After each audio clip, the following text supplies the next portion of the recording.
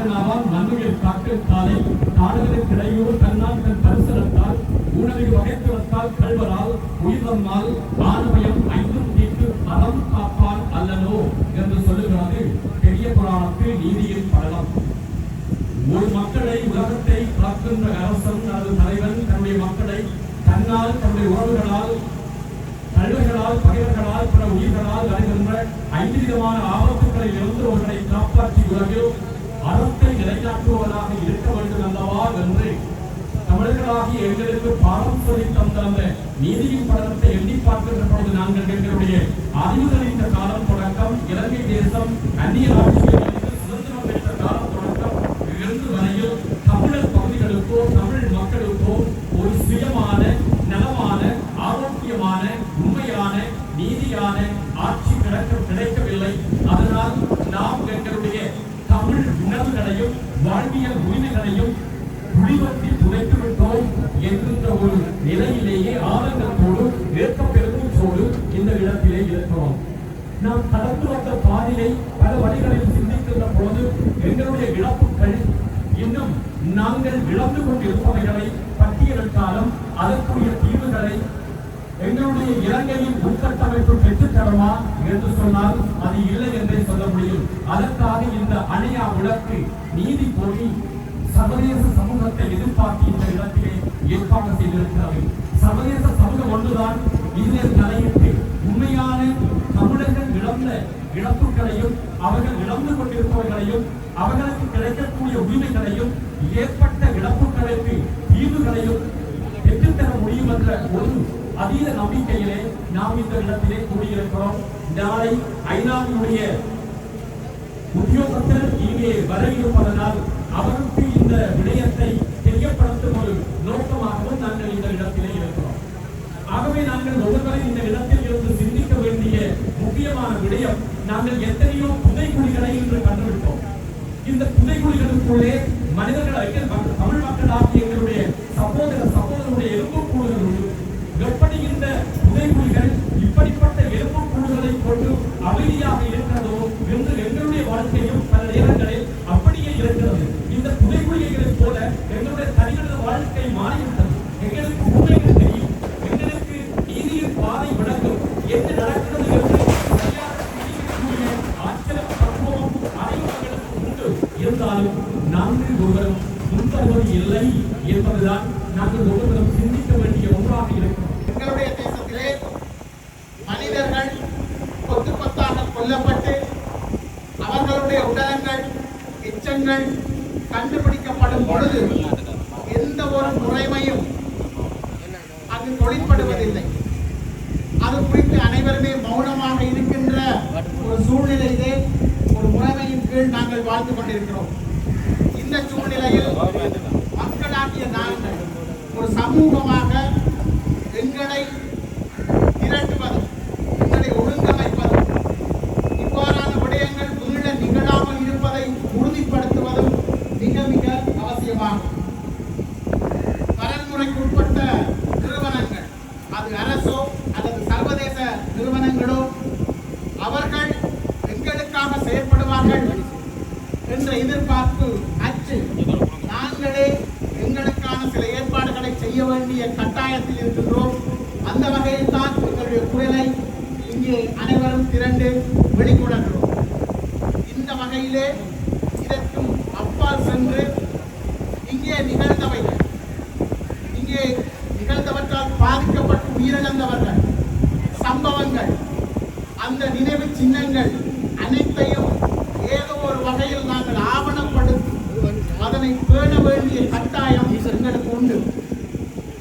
எங்களுடைய சந்ததிக்கு இந்த விடயங்கள் நிகழ்ந்தது என்றும் இனியும் நிகழக்கூடிய சாத்தியக்கூறுகள் இருக்கின்றது என்பதையும் ஞாபகப்படுத்த வேண்டிய கடப்பாடு எங்களுக்கு உண்டு. அவ்வாறு இனியும் நிகழும் என்ற அபாயம் இருக்கும் பொழுது நாங்கள் அவற்றை நிகழாது தடுக்க வேண்டிய ஒரு கட்டாயத்திற்கும் கடப்பாட்டுக்கும் எங்களை உள்ளாக்கிக் கொள்வோம். அந்த வகையிலே இந்த விடயங்கள் அனைத்தும் ஏதோ ஒரு வகையில் ஆவணப்படுத்த இழந்தவர்கள், இங்கே நடந்த பல்வேறு படுகொலை சம்பவங்கள் போன்றவை ஆவணப்படுத்தப்பட்டு அனைத்தும் எங்களுடைய மக்களுக்கும் எங்களுடைய எதிர்கால சந்ததிக்கும் சமூகத்திற்கும் சர்வதேசத்திற்கும் செய்தி சொல்கின்ற ஏதோ ஒரு ஏற்பாட்டை சமூகமாக நாங்கள் செய்ய வேண்டியிருக்கின்றது. அந்த வகையிலே எங்களுடைய சமூகத்துக்கு மிக அருகாக இருக்கக்கூடிய அரசியல் அமைப்புகளாக அரசியல் ஏற்பாடுகளாக உள்ளூராட்சி அமைப்புகள் இருக்கின்றன. அதிலே எங்களால் தெரிவு செய்யப்பட்டவர்கள் ஏதோ ஒரு வகையில் இந்த செயற்பாட்டை எதிர்காலத்திலே முன்னெடுக்க வேண்டும் என்ற கோரிக்கையை இந்த மக்கள் சார்பில் அவர்களுக்கு வழங்கி அல்லது அவர்கள் முன்வைத்து அமைகிறேன். வணக்கம். வணக்கம் அக்கா, நாங்கள் தமிழ் மிஷன் யூடியூப் சேனல்லேருந்து வரோம். போராட்டம் பற்றி உங்களோட கருத்து இது என்னத்துக்காக செய்தீங்கன்றதை பற்றி எங்களோட நேர்களுக்கு ஒரு விஷயம் சொன்னால் எங்களோடாகவும் இந்த விஷயம் வெளியுறவுக்கு தெரிய வரும்னு நான் நினைக்கிறேன். நீங்கள் எழுதி வச்சுக்கோங்க. நான் வந்து ஒரு கவிஞர். ஈழமனம் வெற்றியரசி தங்கம் என்ற இதில் எழுதுறேன். நான் ஈழமனம் கவிஞர். நான் இந்த புத்தகத்துல இந்த செம்மணி புறகுழி இந்த விவகாரங்களை பற்றி எழுதி கொண்டிருக்கிறேன். கவிதையாக கற்று எழுதி போட்டு பதிவு செய்து கொண்டிருக்கிறேன். அப்ப இன்றைக்கு நேற்று தவிர்க்க முடியாத காரணத்தால இந்த போராட்டத்துல இந்த பங்கெடுக்கல போயிட்டு கவர்மெண்ட் நினைத்தது. அப்ப இன்றைக்கு நிரப்படியதாக இருந்தது. கட்டாயம் நாங்கள் தமிழ் மக்களாகிய நாங்கள் யாரும் இல்லை, நாங்கள் தான் தமிழ் மக்கள். எல்லோரும் பேரணியா இந்த போராட்டத்துக்கு கலந்து கொள்ளுமாறு அழைப்பு விடுத்திருந்தார்கள். அப்ப கட்டாயம் கவர்மெண்ட் சொல்லித்தான் நான் தவிர்க்க முடியாத இலண்டைக்கு வந்திருக்கிறேன். கவிதையா இருந்தா உங்களுக்கு சொன்ன நல்லா இருக்கும். நான் எழுதி வச்சிருக்கேன். நான் எழுதினேன். அணையா விளக்கு போராட்டம். உறங்கிடும் உணர்வுகளை பறை கொண்டெழுப்புவோம். புகைந்திட்ட வரலாற்றை புத்து இருட்டு மெருகிடுவோம். எச்சங்களை சேகரிப்போம். எரியுண்ட மிச்சங்களிலும் உச்சமென துரோகித்த துறைகளையும் சந்திப்போம். தோண்ட தோண்ட மனித எச்சங்கள் செம்மறின் புதைகுழியில் சென்ற கால அவலங்கள் இனத்து துறைகள் இயவைக்கு துணை போக வீதியால் சென்றோரும் வீணாக கொல்லப்பட்டு வீதியில் அந்த காலம் பிணக்கிடங்குகளும் ஏராளம்.